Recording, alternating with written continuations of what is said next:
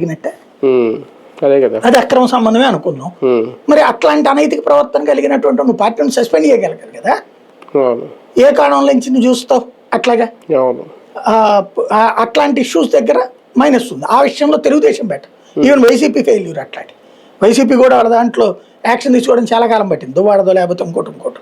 ఇప్పుడు కూడా మొన్న మధ్యన ఏదో అమ్మాయిది కూడా ఇష్యూ వచ్చింది కదా, వచ్చినప్పుడు యాక్షన్ తీసుకోలేకపోతున్నారు వీళ్ళు, లేట్ అవుతున్నది.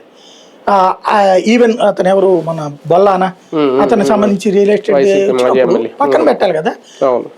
ఇప్పుడు వీళ్ళ దాంట్లో అయితే కొంచెం నటిస్తారు. అతని పేరేంటి, డ్రగ్స్ దొరికితే అతన్ని పక్కనే కూర్చోబెట్టుకోవట్లేదు చంద్రబాబు నాయుడు. అట్లా కొంత డ్రమటైజ్ అన్న చేస్తారు. సోషల్ మీడియా కార్యకర్తను అరెస్ట్ చేయించారు, బ్రాహ్మణ మీద పోస్ట్ పెట్టారని.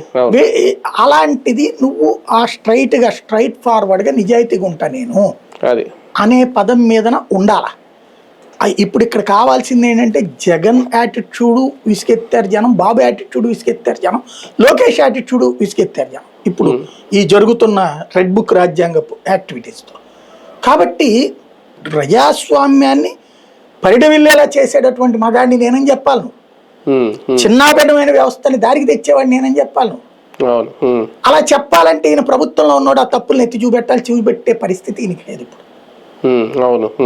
ఎందుకు, కూటమిలో ఉన్నాడు కాబట్టి.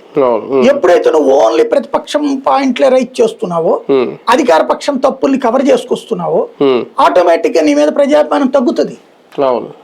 కాబట్టి నువ్వు అదేదో తెలంగాణ ఉద్యమాన్ని అడ్డు పెట్టుకుని ఇక్కడ సక్సెస్ అవుతావు అనుకోవడం అమాయకత్వం. కానీ ఒకటి, పవన్ కళ్యాణ్ గారు నిన్న ఫైనల్ గా ఇచ్చింది ఇప్పటికీ చాలా కన్ఫ్యూజ్ గా ఉంది నాకైతే.